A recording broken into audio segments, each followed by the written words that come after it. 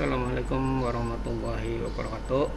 Selamat datang di pembelajaran jarak jauh IPA di kelas 7 pada semester ganjil 2020 ini.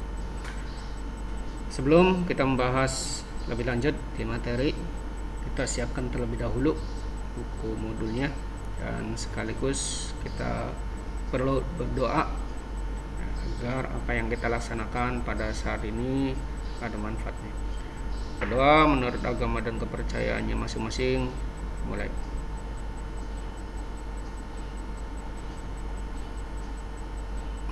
Selesai. Baik, langsung aja kita bahas untuk pelajaran ini di pertemuan pertama.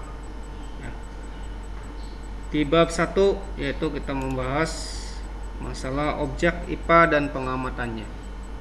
Apa sih yang akan kita bahas di masalah objek IPA dan pengamatannya? Yaitu diantaranya ada penyelidikan dan ada pengukuran sebagian dari pengamatan.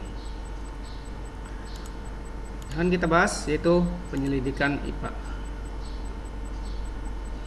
Saya yakin kalian pernah melakukan sebuah penyelidikan kecil, baik disengaja maupun tidak disengaja, di dalam keseharian kalian masing-masing, dalam kehidupan kalian masing-masing.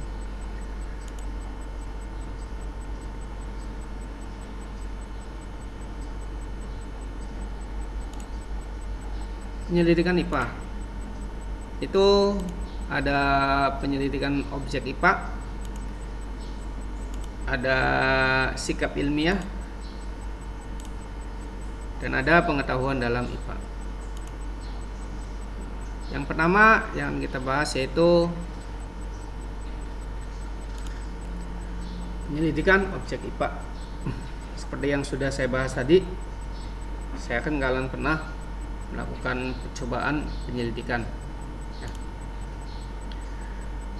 Yaitu ada pengamatan. Dalam penyelidikan itu ada pengamatan. Pengamatan dibagi menjadi dua. Yang pertama itu ada pengamatan kualitatif, dilakukan menggunakan panca indera. Contohnya, indera pembau untuk mengamati bau pada bunga mawar. Kita bisa mengamati bunga-bunga tersebut dari baunya, ya. Itu salah satunya. Terus pengamatan indera pendengaran, mengamati bunyi senar gitar yang kita petik. Ya. Bunyinya seperti apa? Enak atau enggak, itu bisa kita amati. Terus indera peraba untuk mengamati tekstur permukaan batang kayu. Batang kayu tidak semua sama, pasti ada perbedaan. Kita amati teksturnya seperti apa, bentuknya seperti apa, ya. Indera pengecap, ya, untuk membandingkan rasa manis pada gula dan rasa asin pada garam. Itu juga sebuah pengamatan di dalam penyelidikan objek IPA. Indera penglihatan, yaitu untuk membandingkan warna daun yang mengandung banyak klorofil dan daun yang sedikit mengandung klorofil. Setidaknya kita bisa membedakan mana daun yang tidak mengandung klorofil, mana yang sedikit mengandung klorofil. Baik, selanjutnya yaitu kita bahas pengamatan kuantitatif atau disebut juga pengukuran, dilakukan menggunakan bantuan alat ukur. Contohnya, mengamati waktu yang diperlukan atlet lari dalam menyelesaikan satu lintasan. Berapa detik waktu yang diperlukan atlet tersebut? Yaitu menggunakan waktu. Yang kedua, mengukur massa benda padat menggunakan neraca. Berapa massa benda tersebut? Selanjutnya, mengamati pertumbuhan kecambah, berapa milimeter kecepatan tumbuh kecambah setiap harinya. Setiap harinya pasti menghasilkan ukuran yang berbeda. Itu sebuah pengamatan. Selanjutnya, mengamati denyut jantung orang. Berapa jumlah denyut jantung orang laki-laki sehat yang sedang duduk atau sedang berolahraga setiap menitnya. Itu kita bisa melakukan pengukuran dilakukan menggunakan bantuan alat. Baik, untuk sebelum lanjut pembahasan apa yang sudah disampaikan, diharapkan bisa memahaminya. Lanjut. Nah, membuat inferensi, yaitu kesimpulan sementara. Setelah kita melakukan pengamatan, setelah kita melakukan penelitian, maka kita simpulkan untuk sementara. Merumuskan penjelasan berdasarkan pengamatan. Kita rumuskan. Penjelasan ini digunakan untuk menemukan pola-pola atau hubungan antar aspek yang diamati dan membuat perkiraan. Nah, itu. Dan selanjutnya adalah mengomunikasikan. Nah, apabila kita sudah mendapatkan kesimpulan, kita komunikasikan.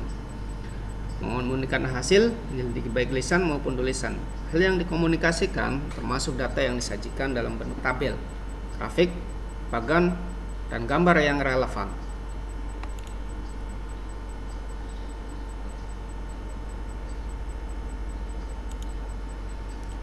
Sikap ilmiah.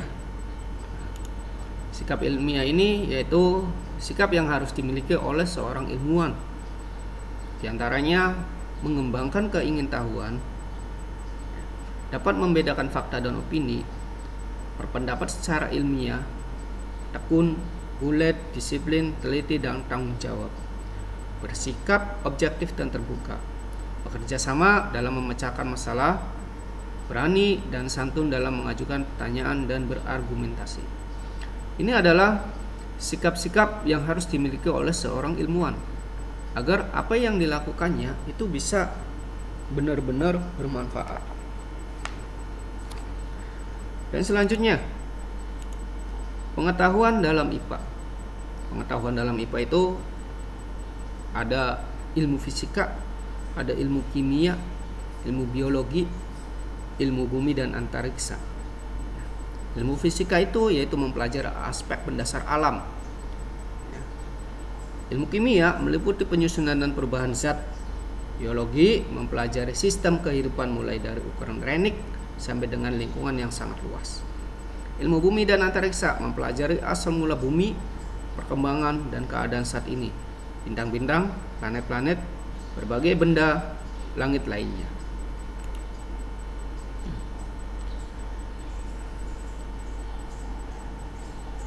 Nah, dari pembahasan di bab 1 ya, yaitu tentang pengamatan penyelidikan ya, penyelidikan. Kalian pahami, dan apabila ada pertanyaan silakan kalian sampaikan di grup, nanti kita bahas ya. Itu saja, saya akhiri. Wassalamualaikum warahmatullahi wabarakatuh.